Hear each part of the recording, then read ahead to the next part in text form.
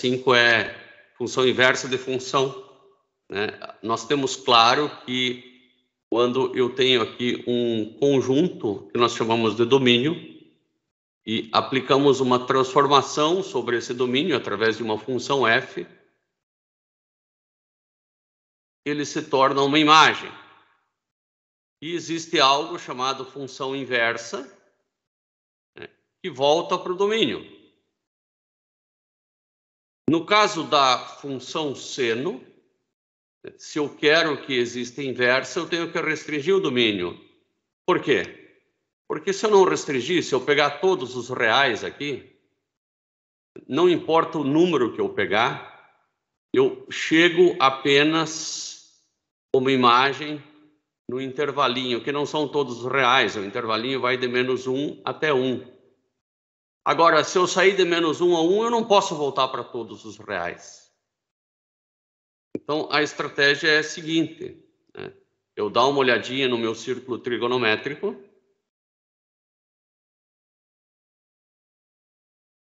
né? E no meu círculo trigonométrico, por exemplo, a função seno, ou arco seno, né?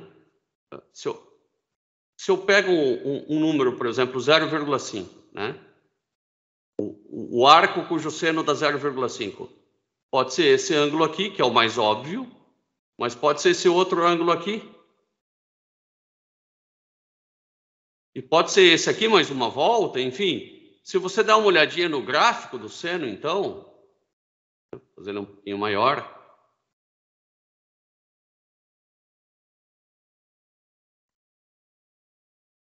Ele não passa nunca no teste da reta horizontal.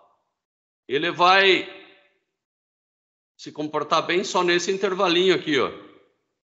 Nesse intervalinho aqui, cada x tem o seu respectivo y, né? E esse intervalinho é de menos π sobre 2, ou de menos 90, até mais 90. Então, nesse intervalinho aqui, a função tem inversa, ela passa no teste da reta horizontal. Então, eu vou restringir o domínio, né? Apesar do domínio natural poder ser tudo, para essa função ter inversa, eu tenho que restringir o domínio de menos 90 até mais 90. Sabendo disso, eu posso resolver essas funções trigonométricas inversas. Caso contrário, simplesmente eu digo que não tem inversa. Qual que é o seno inverso do seno de π sobre 7? Bom, eu tenho que saber se π sobre 7 está dentro do domínio restrito da função. Se ele está dentro, ele dá simplesmente π sobre 7. Né? Bom, para isso você vai, de novo, né? Desenha o círculo trigonométrico, aí você não erra nunca. Né? Você sabe que aqui você tem π sobre 2, né? Aqui você tem 0 e 180. Então, 0, π sobre 2, ou 90, π, menos, coloca menos π sobre 2, que é mais fácil. Claro que é a mesma coisa que 3π sobre 2. Agora, π sobre 7 é um ângulo bem menor do que π sobre 2, né? π sobre 7 é um ângulo bem... é esse ângulo aqui, ó. Então, esse ângulo, ele está dentro desse intervalo de restrição de domínio. Então, se você, o seno de π sobre 7 vai dar esse número aqui, ó. Bom, então você tem este ângulo, o seno dá esse. E agora, qual que é o ângulo cujo seno dá esse? Faz o contrário, é esse daqui. Então aqui vai dar certinho, π sobre 7. Agora, qual que é o ângulo cujo seno é 5π sobre 7? Bom, 5π sobre 7, eu vou pensar quanto que é π sobre 2. π sobre 2, né, se fosse colocar 7 embaixo, seria 7π sobre 14. Isso não me ajudou nada, tem que ter 7 embaixo. Para ter 7 embaixo, teria que ter um 3,5 lá em cima, né? 3,5 divide por 7 dá π sobre, né, dá 1,5, né? Bom, mas é 5, então passou. Então, 5π sobre 7 é um ângulo mais ou menos aqui, ó. Na verdade, até mais, né? Ele dá quase 7π sobre 7. Né? Mas eu vou ficar satisfeito com isso aí. 5π sobre 7. Né? Esse é 5π sobre 7. Ele vai dar, e o seno vai dar esse comprimento rosa aí. E no momento que eu querer calcular o ângulo, né, do valor desse seno, ele não vai voltar para lá. Ele vai vir aqui para um valor dentro do domínio. E quanto que vale esse? Bom, eu não sei de cara, né? Eu sei que esse comprimento aqui, ó, é 5π sobre 7. Eu vou fazer o seguinte, se eu sei esse e sei que até aqui é π, eu consigo encontrar esse comprimento aqui, ó. Esse azul, né? Porque esse azul é π menos 5π sobre 7. π menos 5π sobre 7.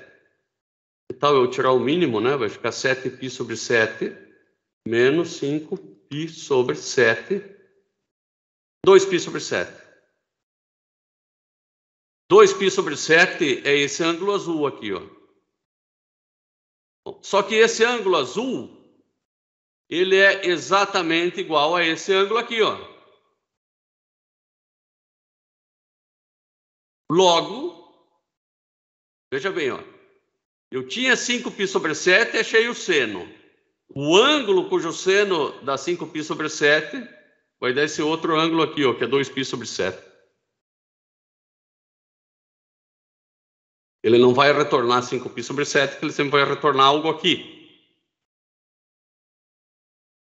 Eu acho que eu tenho que fazer pelo menos o da tangente ainda para a gente... Vamos fazer os outros dois. Eu não vou apagar, eu vou ir mais para o lado. Vou copiar esse cara aqui. Depois eu salvo o quadro inteiro.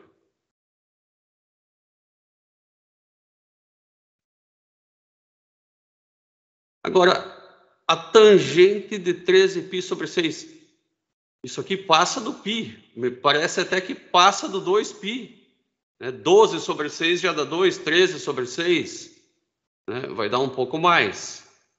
Então, eu sei que 13π sobre 6, isso aqui vai ser igual a 2π, né? Ou seja, se você não sabe como, você sabe que isso aqui é 12π sobre 6 mais π sobre 6, né? Mais 1π sobre 6.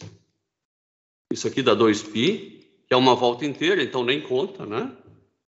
Mais π sobre 6. Agora eu vou ao círculo trigonométrico. Não tem como fugir.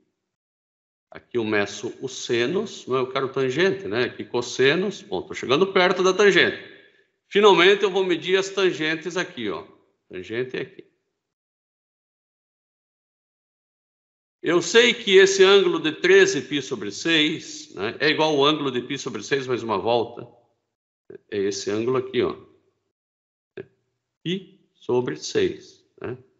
π sobre 6 é esse ângulo aqui, ó. π sobre 6. Agora, 13π sobre 6 é esse ângulo aqui, ó.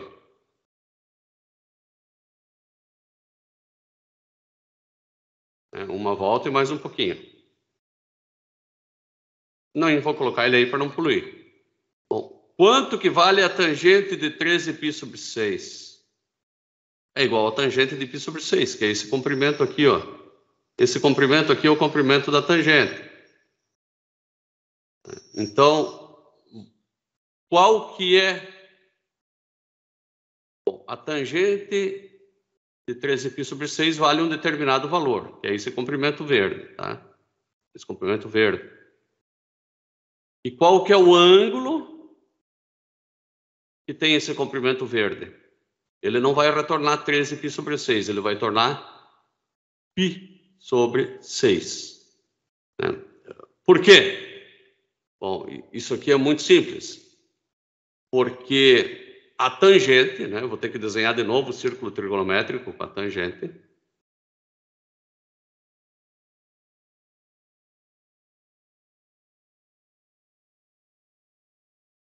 A tangente eu meço nesse eixo verde. Então, a tangente não se repete de 0 até 89,99.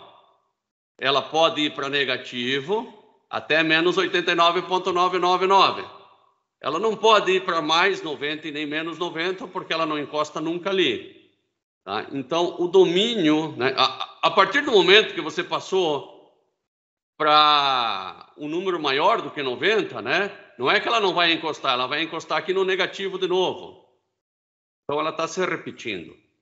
Logo, o domínio da tangente ele é restrito entre menos 90 e mais 90. Π sobre 6 está entre menos 90 e mais 90. Então, você fez certo. E, por fim, vamos fazer a letra D, que é o cosseno. Né? Fizemos seno, cosseno, tangente, não, seno e tangente. Né? Vamos fazer uma do cosseno aqui.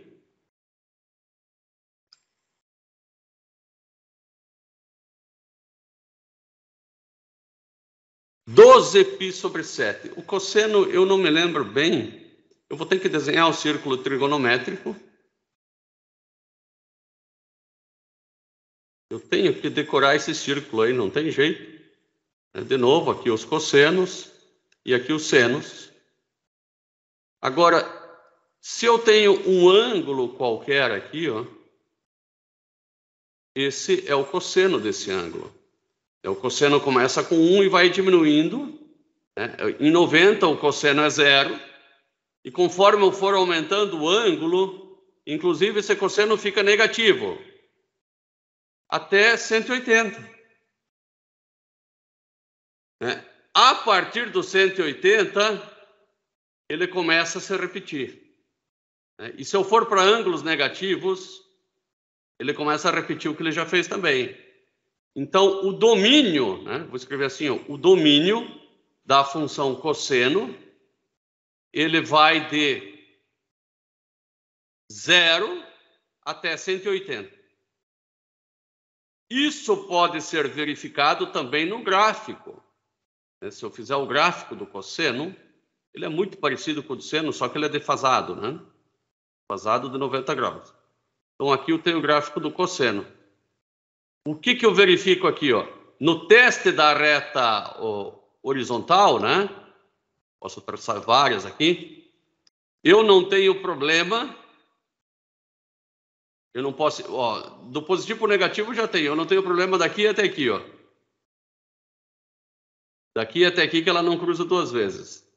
Né? E esse é o tempo, né, de 0 até π.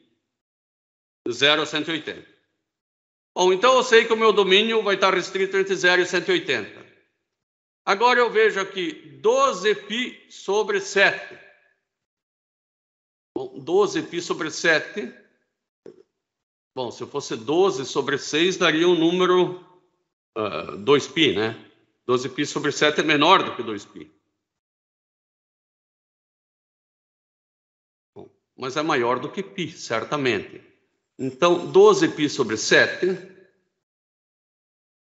eu digo que é igual a 7π sobre 7 mais 5π sobre 7. 7π sobre 7, que é π, né, que é meia volta, mais 5π sobre 7.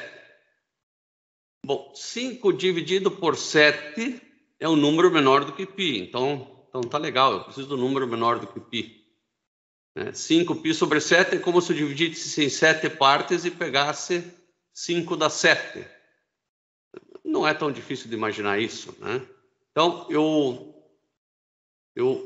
vou trabalhar com um olho no 12π sobre 7 e outro no 5π sobre 7. Vamos fazer esse círculo trigonométrico.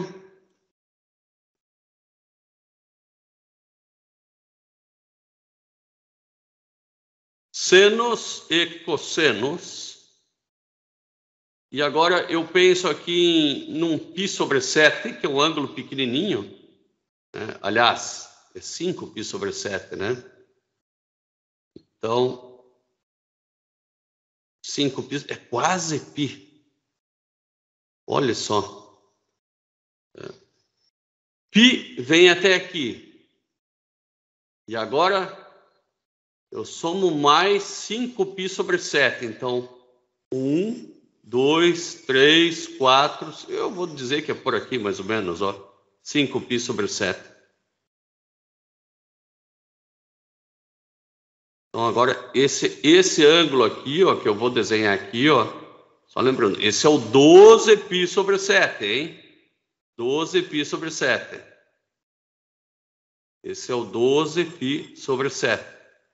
Talvez fosse mais inteligente eu ter feito assim, ó, 2π menos 12π sobre 7 para saber esse ângulo aqui, teria mais noção, né? Então, 2π menos 12π sobre 7. Eu também sou um cabeçudo, né? Então, se é sobre 7, faz 14, né? Vai dar 2π. 14 menos 12 vai dar 2π sobre 7. Né? Então, esse ângulo aqui, ó, é de 2π sobre 7. Poderia fazer assim também. Tá? Mas, vejam que lá na questão, primeiro faz o cosseno de 12π sobre 7. Então, eu só tenho que saber mais ou menos onde ele está. Né? E o cosseno de 12π sobre 7, naturalmente, eu sei que então, aqui são os senos, toma cuidado, os cossenos são aqui. O cosseno de 12π sobre 7 dá esse comprimento aqui. E aí depois pede-se qual que é o ângulo cujo cosseno dá esse comprimento. Bom, ele não vai retornar aquilo que você queria, né? Ele vai retornar aquilo que está dentro do domínio restrito dele, que é entre 0, né? O domínio restrito dele está entre 0 e 180. Aqui que está o domínio restrito da função cosseno. Né? E quando você usa a inversa, ele está restrito àquilo que ele consegue. Logo, ele vai encontrar esse outro ângulo aqui, ó. Esse outro ângulo aqui. Bom, esse outro ângulo aqui é um espelho desse que a gente acabou de calcular aqui, que é 2π sobre 7. Então, o resultado aqui em cima não vai ser 12π sobre 7, e sim vai ser 2π sobre 7. Essa é uma questão bastante conceitual de funções trigonométricas inversas, mas muito legal. Quem me pediu ela, acho que foi o Luca. Luca, clareou bastante, como é que tá?